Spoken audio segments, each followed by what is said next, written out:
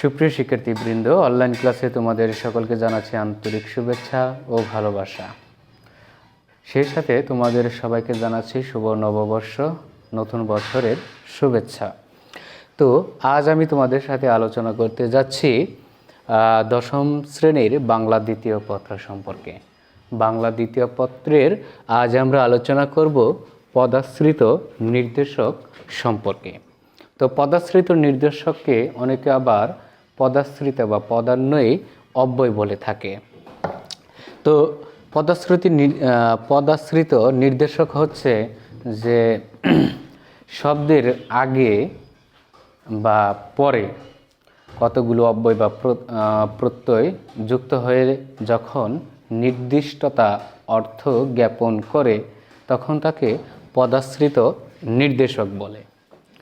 কতগুলো পদের সাথে যখন এই পদাশ্রিত নির্দেশক আগে অথবা পরে হয় তখন সেটা নির্দিষ্টতা অর্থ জ্ঞাপন করে। তো এটিকে ইংরেজি ব্যাকরণের আর্টিকেল বলেও থাকে, আসলে সেটি নয়। তো ইংরেজি ব্যাকরণের আর্টিকেলের যে প্রকার আছে দুটি, তার মধ্যে একটি হচ্ছে যে ডেফিনেট আর্টিকেল। তো মূলত এই ডেফিনেট আর্টিকেলটি হচ্ছে আমাদের বাংলা ব্যাকরণের পদাশ্রিত নির্দেশক। তো আমরা কতগুলো পদাশ্রিত নির্দেশক লিখেছি, যেমন টা, টি, খানা, খানি, গাছা, গাছি। তো এগুলো এক বচনের ক্ষেত্রে ব্যবহৃত হয়ে থাকে। আবার লিখেছি যে গুলো, গুলা, গুলি, এগুলি হচ্ছে বহু বচনের ক্ষেত্রে ব্যবহৃত হয়ে থাকে। তো সুপ্রিয় শিক্ষার্থীবৃন্দ, এখন আমরা তোমাদের সাথে আলোচনা করব পদাশ্রিত নির্দেশকের ব্যবহার নিয়ে। তো এক নম্বরে, যেমন ধরো বাংলায় সংখ্যা আছে 1 থেকে 1000 বা লক্ষ, কোটি, কিন্তু এমন একটা পদাশ্রিত নির্দেশক আছে যার সাথে এমন একটি পদাশ্রিত নির্দেশক আছে যেটি সংখ্যার পরে যুক্ত হলে সেটি অনির্দিষ্টতা বোঝায়, সেটি মাত্র এক সংখ্যার ক্ষেত্রে। যেমন ধরো আমি যদি লিখি যে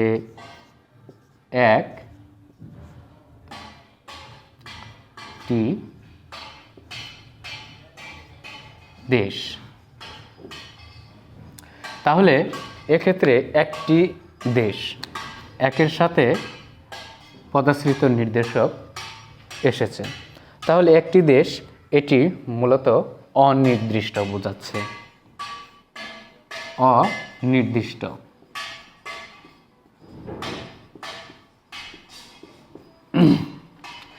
আবার যদি এক ব্যতীত যে সংখ্যাগুলো রয়েছে 2, 3, 5, 6, 7, 8, 9, 10, মানে এভাবে যত সংখ্যা আসুক না কেন তার সাথে যদি আমি পদাশ্রিত নির্দেশক যুক্ত করি তাহলে সেটি হয়ে যাবে নির্দিষ্ট। যেমন 2টি কমলা লেবু, 2টি কমলা লেবু, তাহলে এখানে এটি হয়ে যাচ্ছে নির্দিষ্ট।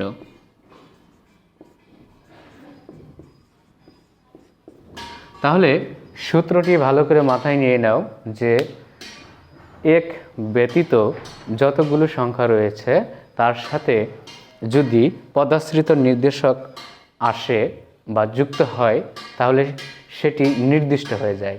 শুধু এক সংখ্যার ক্ষেত্রে ভিন্ন, মানে এক সংখ্যার সাথে যদি পদাশ্রিত নির্দেশক যুক্ত হয় সেটি অনির্দিষ্ট বোঝায়।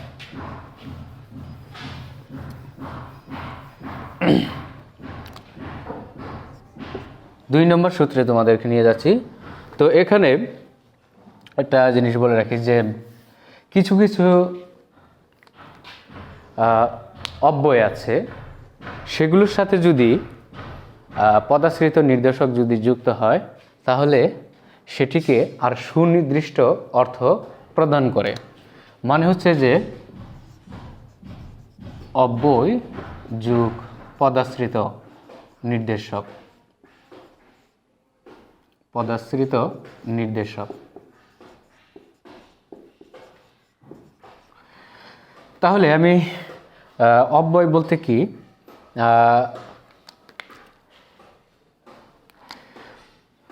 যেমন ওর সাথে যদি আমি একটি টি দিয়ে দেই, ওটি, তাহলে ওটি মানে যেটি দ্বারা দিক নির্দেশনা করা হয় সেটা হচ্ছে পদাশ্রিত অব্যয়। তাহলে ওটি দাও, এই যে ওটি, এটি হয়ে যাচ্ছে যখন এমনিতেই এটি নির্দিষ্ট, কিন্তু এর সাথে যদি পদাশ্রিত নির্দেশক যুক্ত হয় তাহলে সেটা আরও নির্দিষ্ট হয়ে যায়, মানে সুনির্দিষ্ট। সুনির্দিষ্ট। যেমন ধরো এটি নয়, ওটি দাও, এখানে একটি অব্যয়, এখানে একটি অব্যয়। তাহলে এই দুটি অব্যয় এখানে এ নয়, ওটা ও দাও। তাহলে এখানে এমনিতে এগুলো নির্দিষ্ট, যদি এর সাথে পদাশ্রিত নির্দেশক যুক্ত হয় তাহলে সেগুলো আরও সুনির্দিষ্ট অর্থ প্রদান করে।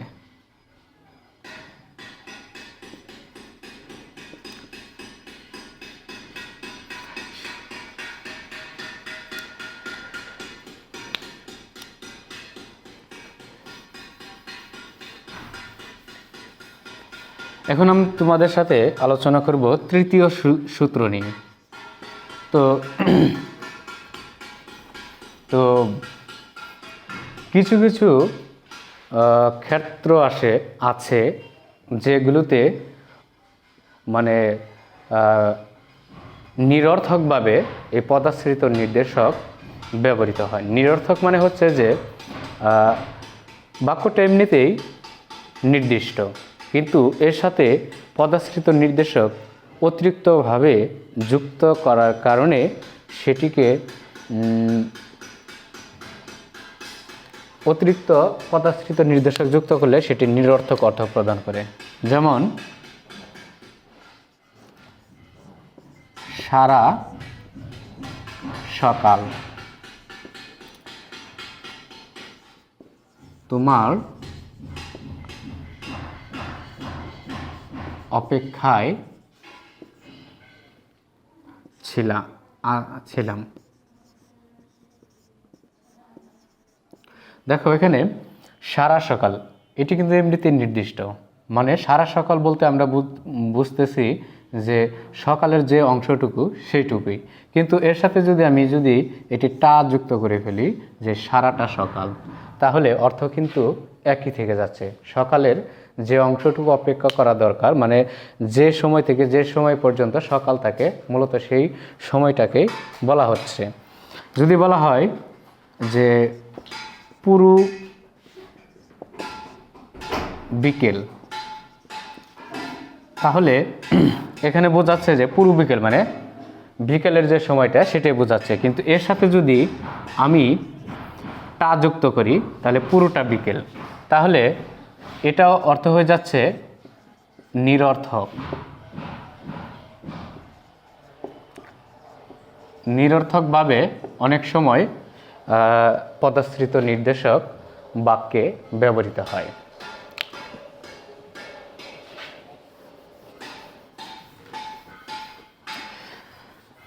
এখন আমি তোমাদের সাথে আলোচনা করব চতুর্থ সূত্র নিয়ে।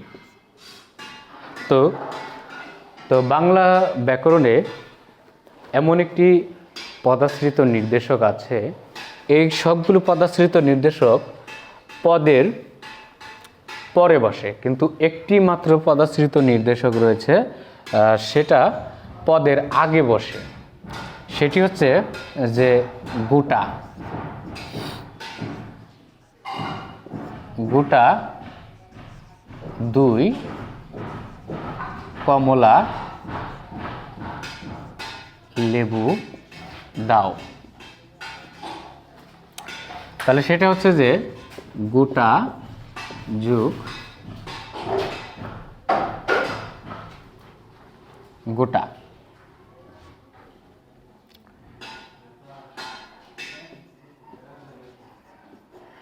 তাহলে গোটার পরে সংখ্যা থাকবে, গোটা 2 কমলা লেবু দাও। তাহলে এই গোটাটা 2 কমলা লেবুর পূর্বে বসেছে, তাহলে যখন এটি এভাবে বসবে তখন সেটির অর্থ হয়ে যাবে অনির্দিষ্ট। সেটি অনির্দিষ্ট হয়ে যাবে। যদি আমরা বলি যে গোটা ব্যবহার করে আমরা যদি ব্যবহার করতাম যে 2টি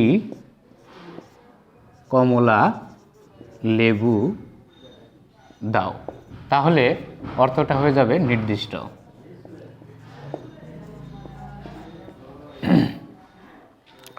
তাহলে অনুরূপভাবে আমরা যদি বলি যে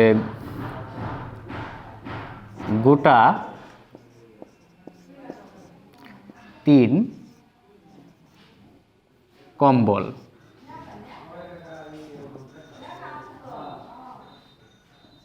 তাহলে গোটা 3 কম্বল মানে 3টি কম্বলকে বোঝাচ্ছে, এটি হয়ে যাচ্ছে অনির্দিষ্ট। তাহলে আমি যদি এখানে গোটা ব্যবহার না করি, তাহলে যদি ব্যবহার করি 3খানা কম্বল, তাহলে অর্থটা নির্দিষ্ট হয়ে যাচ্ছে, নির্দিষ্ট হয়ে যাচ্ছে। তাহলে গোটা যদি ব্যবহৃত হয় বাক্যে বা সংখ্যাবাচক এর আগে, তাহলে সেটির অর্থ নির্দিষ্ট না বুঝিয়ে সেটা অনির্দিষ্ট বোঝাবে। আর যদি গোটা ব্যবহার না করা হয় তাহলে সেখানে নির্দিষ্টতা অর্থ জ্ঞাপন করবে। সুপ্রিয় শিক্ষার্থীবৃন্দ, এখন আমি তোমাদের সাথে আলোচনা করব পঞ্চম সূত্র নিয়ে। তার আগে একটা জিনিস জেনে নেওয়া ভালো। একটি পদাশ্রিত নির্দেশক আছে, যেমন ধরো খানা, তাহলে এই খানাটা কবিতায় ব্যবহৃত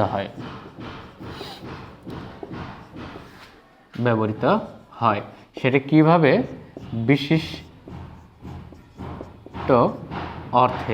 বিশিষ্ট অর্থে। তাহলে কবিতায় কখনো টা টি এগুলো ব্যবহার হয় না।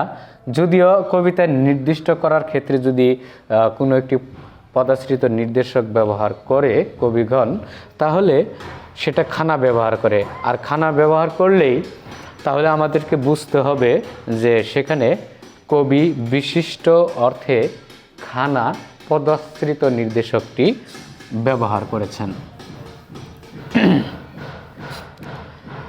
তাহলে এখন আমরা পঞ্চম সূত্র নিয়ে আলোচনা করব। পঞ্চম সূত্রে বলা হয়েছে যে কিছু কিছু পদাশ্রিত নির্দেশক আছে, যেমন ধরো টাক, টুক বা টুকুন। এগুলো হচ্ছে তরল দ্রব্যের ক্ষেত্রে।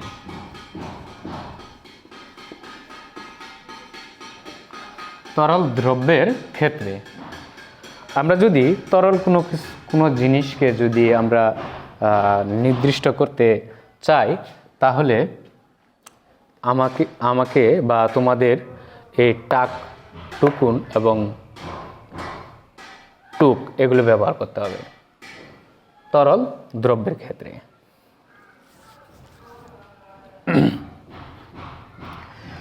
শুধু এখানে খেয়াল করো যে আমি যদি বলি দুধ টুকু খেয়ে নাও, তরল দ্রব্যের ক্ষেত্রে আমাদেরকে ব্যবহার করতে হবে পদাশ্রিত নির্দেশকের মধ্যে এগুলো। তাহলে সেটি কিন্তু দুধটুকু খেয়ে নাও, কতটুকু দুধ? সবটুকু দুধকে বোঝাচ্ছে। তাহলে সেটি নির্দিষ্ট।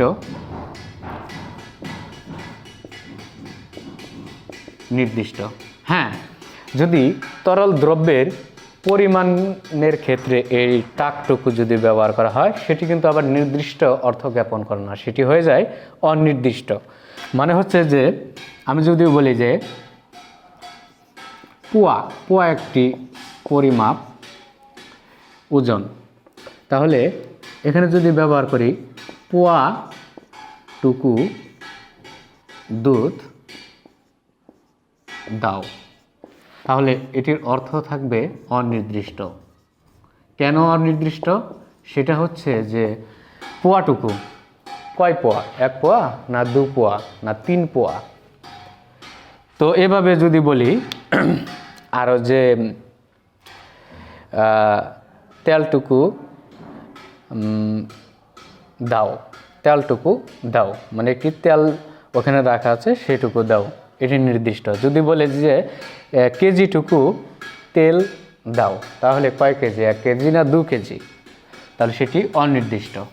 তাহলে তরল দ্রব্যের ক্ষেত্রে যদি টাকটুকু ব্যবহার হয় তাহলে সেটি নির্দিষ্ট। হ্যাঁ, তবে তরল দ্রব্যের পরিমাণকে যদি টাকটুকু দ্বারা প্রকাশ করা হয় তাহলে সেটির অর্থ হয়ে যায় অনির্দিষ্ট।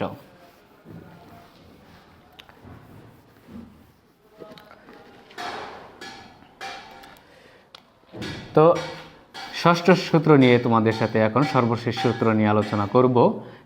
সেটা হচ্ছে আরও কিছু পদাশ্রিত নির্দেশক আছে, যেমন তা আর হচ্ছে পাটি, তা এবং পাটি। তাহলে এই তা এবং পাটি পদাশ্রিত নির্দেশক আমরা কোথায় ব্যবহার করব? তাটা আমরা ব্যবহার করব কাগজের ক্ষেত্রে। কাগজকে নির্দিষ্ট করতে আমরা তা ব্যবহার করব, এবং জুতা বা যেগুলো জোড়া আছে আর কি, তো জুতার ক্ষেত্রে আমরা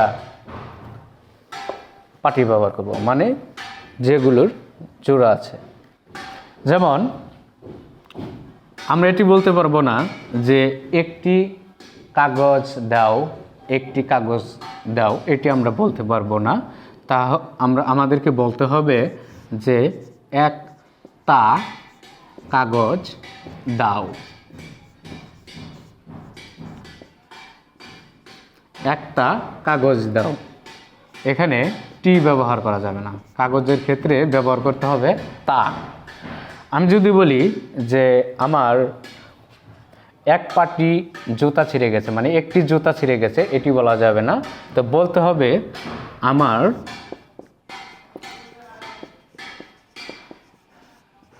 এক পাটি জুতা বা জুতো ছিঁড়ে গেছে, ছিঁড়ে গেছে। তাহলে বা আমার 2টি জুতা ছিঁড়ে গেছে, তো এটা বলা যাবে না, বলতে হবে আমার 2 পাটি জুতো ছিঁড়ে গেছে, বা এভাবে বলতে হবে। এটি শুধু জুতারকে নির্দিষ্ট করার জন্য।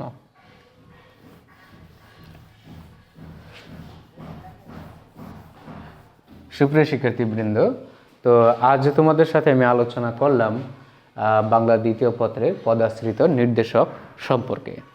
যতটুকু পেরেছি বোঝানোর, ততটুকু যদি সাধ্যমতো তোমরা আয়ত্ত করো বা বোঝার চেষ্টা করো, তাহলে আমি দৃঢ় প্রত্যয় বলতে পারি যে পদাশ্রিত নির্দেশক থেকে আসা যে কোনো প্রশ্নের সমাধান তোমরা করতে পারবে। তো পরবর্তী কোনো ক্লাস দেখার আমন্ত্রণ জানিয়ে তোমাদের কাছ থেকে আমি বিদায় নিচ্ছি। সে পর্যন্ত তোমরা ভালো থাকো, সুস্থ থাকো।